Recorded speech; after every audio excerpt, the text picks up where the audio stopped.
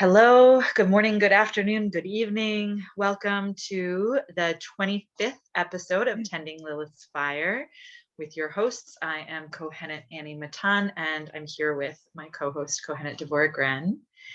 And today, as we have in the past, we want to talk about how we get resourced enough to handle what comes.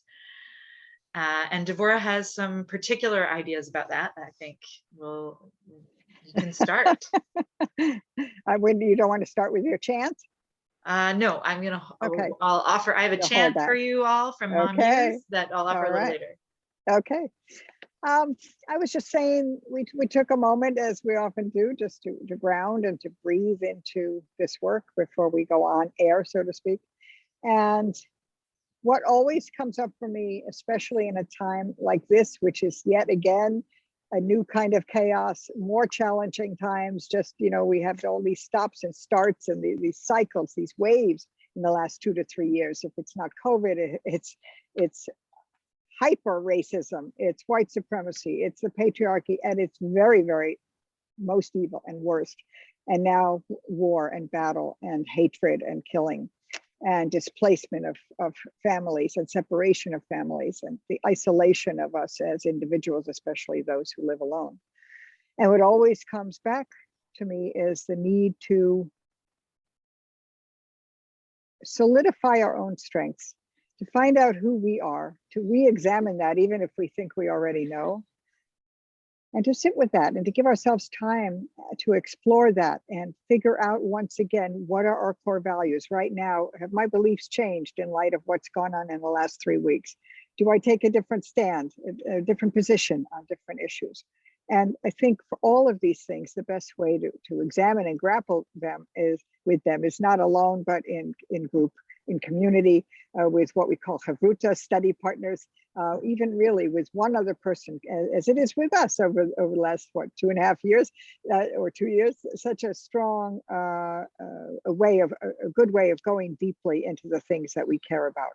And looking at those and not what society or the media tell us we should care about, not certainly worrying now about beauty and fashion when we have things that are really so much more critical, and we still want to be beautiful, right? And some people want to be fashionable, and we like to present in a certain way. I'm not suggesting, I see Annie's face, I'm not suggesting we ignore those things. I have a response for this one. I know, not suggesting we ignore those things completely, but I'm talking about how the media presents it, which is always, you would be great, you'd be perfect, you'd be happy if only you bought this mascara, kind of nonsense. Yeah. So, and I also said to you that I think just meditating is not enough. I mean, often it does feel like an escape, and often it is a way that we find answers, to have quiet, sacred time for ourselves. We often don't take it, and that's why I think groups or partners are important, because they will hold us accountable. We hold each other, I think, to some degree accountable to deal with certain things, to talk about certain things that are on our heart that we might not otherwise want to share. So that's my entry into this topic today. I'm turning it back to you. So I want to reflect back. I'm hearing like resourcing by saying things out loud, having a partner to do that work with, having community so that there are folks who can hold you accountable, and focusing on core values, like what really matters to you. What I'm hearing, there's like a tone of let's get serious. Do you feel like that's true? I think for me, it's more about let's get focused, because that's often a challenge for me. And so often it is hard for me to sit and just meditate or journey alone. And I do it, of course, it's part of my practice, but I often would like to do it longer or more often. And I think what's happened in the past week or so is, and what you're probably picking up on, is that I feel like some of that is escapism, and that I'm not doing enough, and that my activism needs to take some other forms. But it really, when we sat quietly for just a minute, a few minutes ago, it just keeps coming back to working with other women, and for me, because that's my primary work, and yeah, talking things out, figuring out how do we hold all these complexities? How do we hold paradox? How do we hold other human beings as other human beings, with a compassionate heart, and not as the enemy, not as the other. How do we do that in times like this? Yes, I love that clarification. And there's this tension that I want to name a few things, right? Like there's this tension that's so conditioned in us when we see the acuteness of what is hard about what's going on in the world. We are conditioned to say, I'm not doing enough, right? Like the perfectionism comes up immediately. How can I do more? How can I be effective? And actually what happened when we got quiet is the first thing that you said was, it's about being resourced enough to keep showing up. And which is a bit different than what you've been sharing about, like how to show up, as in what way to show up, and how to present ourselves when we show up, and what to do in our showing up. And so I want to take us back to that place of resourcing, of like when you feel depleted because there's just so much going on and you feel like you're being pulled to the front lines and faced with the I'm not doing enough, I'm not good enough, I'm not good at that thing, or I don't even know what I think anymore about this thing, or I notice myself being angry at those people, and wait, when I think about it, I realize that it's actually not their responsibility, you know. How do I navigate all of this and hold myself, I heard you say accountable, but I also want to add, with some grace and love. Exactly, because these moments of intensity, these periods of intensity are, are not all there is. It's like, as you talked about, like the hyper racism, and I feel like some folks might say you only think it was hyper racism because it was in front of your face, but it's been like this all along. That I know. I personally do know that. Yeah, and so back then, like a couple of years ago, I learned to think about this activism as a marathon, not a sprint. And like, how do we sustain ourselves for the marathon? So I think about like my ex who used to run marathons, or a good friend of his who runs ultras.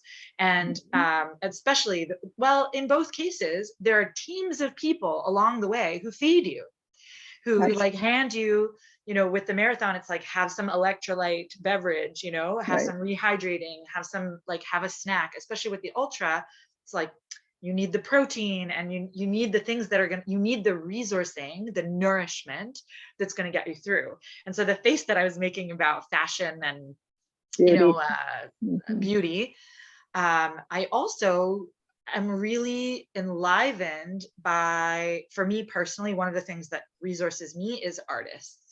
And and I've seen some really useful, like some really interesting posts about, just remember when you were feeling lost and despairing and isolated in these last 2 years, where did you turn? You turned to Netflix, and you listened to music, and you looked at fun memes on the internet. Art got you through, beauty got you through.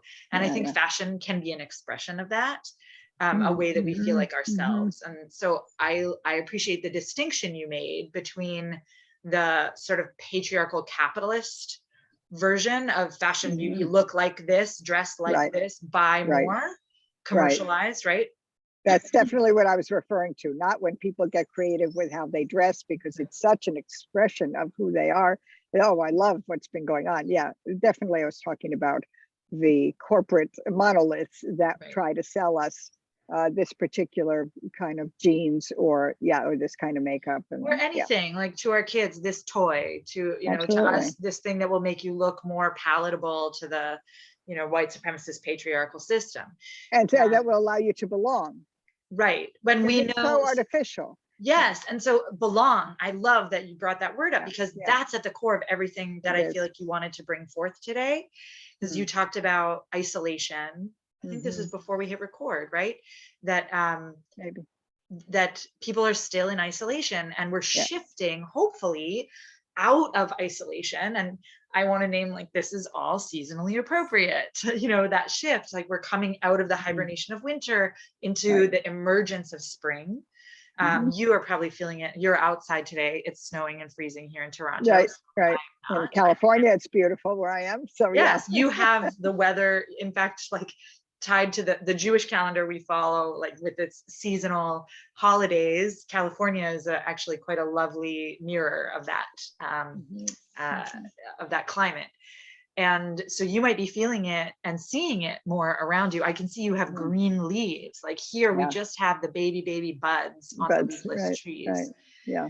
So here it feels like we're awakening. I'm thinking about my mentor, Judith Manriquez. She's been talking about awakening and emergence, and that awakening precedes emergence. So I feel like we're still here. Some of us are awake and beginning to emerge. And I also think these things happen in waves. So there are those who are already emerged. But there's something about the community, right? So coming out of isolation and our individual caves and emerging back into community space and noticing, and here's where we have another kind of tension, right? Like for some people that's exhausting. Right. And so maybe for them, like the things that for you right now feel escapist, like the meditation, the going in can feel escapist when you feel a pull to be in the community, doing the work with the community. And when you are overwhelmed in the community and with the community, those things maybe are what recharge you to come back. I don't even remember because it's been so long since I've been out in community. And certainly what recharges me has changed over the last few years and during COVID. So yeah, I wouldn't jump to that. But there's another thing I want to bring up, and that is this sense of hopelessness and powerlessness, which is so palpable right now. And I've certainly felt it in the last couple of weeks, extremely in moments. And it is not a place we can sit because it throws us into not clinical depression, but certainly a kind of depression, a descent. And I think at times in my life when I have been in descent, but not because of a war, but a personal crisis or tragedy, what I have resisted doing, and many people do, and I now learn to accept as a very valuable part of the process, is to turn it over. And I feel like, what do you mean, turn it over to who? And which god or goddess, and no, that's not really useful. Sometimes, yes, it's, your faith really comes in, I think, at these points too. And this word, which I also don't like, of surrender, but letting go, letting go is how many people can, it becomes more palpable than the word surrender, but knowing that certain things simply are out of our control and that we have to march on no matter what. You said letting go and surrender, and that you don't like that. And I was like, oh, the Light Seers Tarot deck has a great Hanged Man card that I think beautifully illustrates that. It helps me connect to the idea of surrender. I pulled out the deck, I turned it over, and the card was right there. So that was what, that's this card. Yeah. So it's like being held to let go. Right. And so you're surrendering, sort of surrendering your weight. I love this one because the traditional Hanged Man is actually hanged by his foot. Right. And it's not a death card, but surrendering feels like dying. So much of the time, like we're so conditioned to hold it all together all the time, and to be in control and to be responsible, that the idea of turning it over to anyone, of not holding ourselves accountable even for every feeling and every ounce of grief or shame or worry, even the idea of letting those things, letting ourselves be present with them, knowing we are held and we'll get through it and we won't descend ceaselessly. And we won't fall apart into pieces. We'll come back. Yeah. And if we talk about the descent myth of Inanna, I know this in my head, because I teach it, and studied it. And a number of people also know about that and know the value of the descent is that you usually can emerge stronger, more creative, and so on. But you have to be willing to sit there for a while. It's like sitting in the unknown. So sitting in the unknown, sitting in the grief, sitting in the despair and hopelessness. Right. And maybe you will break apart. Yeah. Maybe you will shatter into pieces. Right. And there's so many amazing teachings about the power of that. I mean, Brene Brown talks about break down as breakthrough. And we have, the Kabbalistic idea of the broken vessels, the cracks, that's Leonard Cohen, right? Is how the light gets in from Anthem by Leonard Cohen. Yeah. And that when we are broken open, there's space for something new and different to happen. But when we resist the breaking, we keep ourselves tightly wound and whole and smooth, there's no room for change. Right. There's Or no room for transformation. creativity, transformation. Exactly. Yeah. There's no room for creativity. And, you know, there's something, I was working with a client, I've been working with a client recently who like so wisely named that when we're in that place with our nervous system where everything is activated and we're just like freaking out about it and not even allowing ourselves to be with it, when we're that activated, we can't think creatively. We're in survival mode. Right. Our lizard brain is in fight, flight, or freeze. And there's just nothing new can come from forcing ourselves to stay in that state. Right.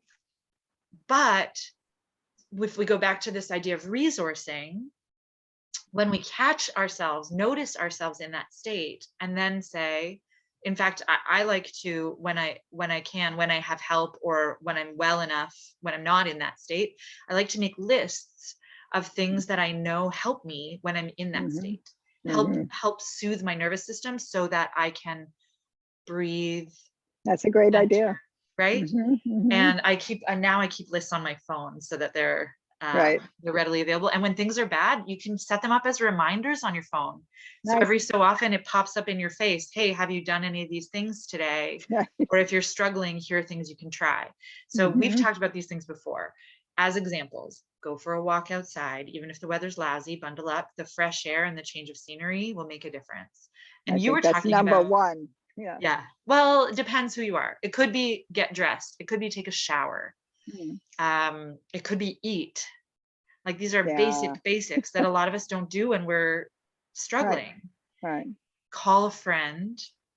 You were talking before we recorded about being in a restaurant or a cafe recently, and just like the white noise din sort of bringing you new energy. So that also, like, just get into a different space. Take a journal or a book, or just your phone and some music, and go to a cafe and be in a different energy. And see or some colored pencils or markers and a drawing pad. Oh yeah, make art. Absolutely.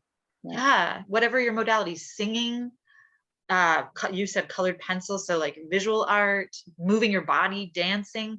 I have two different playlists. One is called Lift Me Up, for when I'm feeling that despair, and it's full of beautiful chorus, Mom Muse. I've got some Katy Perry. Who else is in there? Anyway, I'd be happy to share a link to my Spotify list actually in the description. So that one's called Lift Me Up, and it's gentler. And then I have one called In My Power, when I want to feel my confidence and I want to feel powerful and capable. And I can't even list all the artists on that. And they're all women artists. And those are the two lists that I go to most often. I want to throw one other in there, and I cannot think of her name right now. But she sang it in The Greatest Showman on Earth. Oh, This yes. Is Me. Yes. This Is Me. Seattle. No, I think it's Seattle is the last name. And the first name starts with a K. Anyway, I'll look for it while we're talking. That's on my In My Power list. Yes. Okay. Oh, perfect. Yes.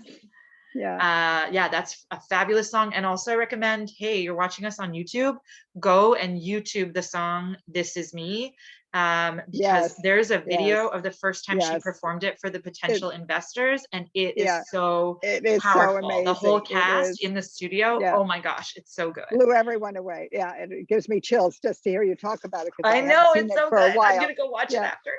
It is wonderful. But whatever inspires you is the point. And maybe it is playing dress up or putting on some makeup for the first time in a while. Absolutely. Yeah. Whatever makes you feel good, or just silly, especially, or and it can be visual, it can be psychological, it can be physical, like a bath or a massage, or or it can be interrelating with an animal. Not just a person, but yes, lucky cats, you, Devora. Our cats give us no end of joy and some level of frustration when they go nuts, but really it's very sweet. And of course, animals are known to often, not always, provide unconditional love, which is something everyone needs when they reach that really low point. And as you mentioned, I think you do just have to sit with it also, but know you'll come out of it. But you got to sit there sometimes for a few days and hopefully not longer.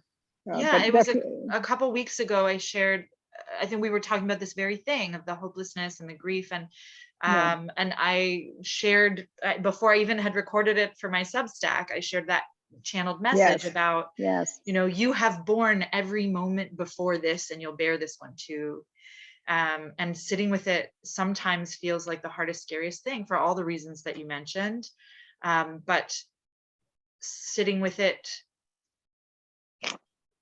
sometimes is the only way to move through it.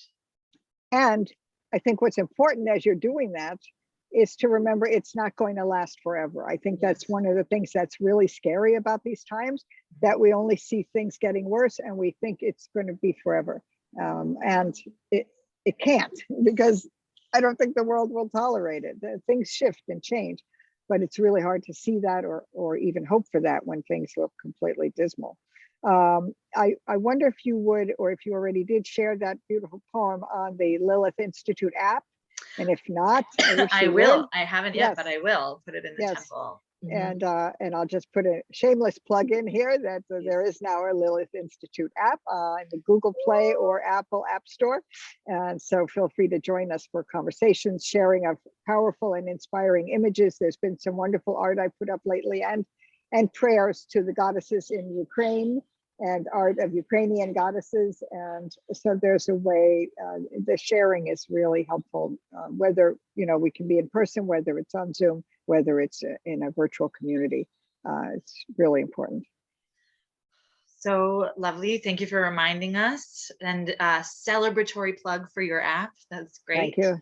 And since we're at that time, I'm also going to mention that the New Moon Red Tent Circle that I lead is, we just finished a 6-month series, and the next 9-month series is now up for registration, and available to, you can register for the whole series and save 10%.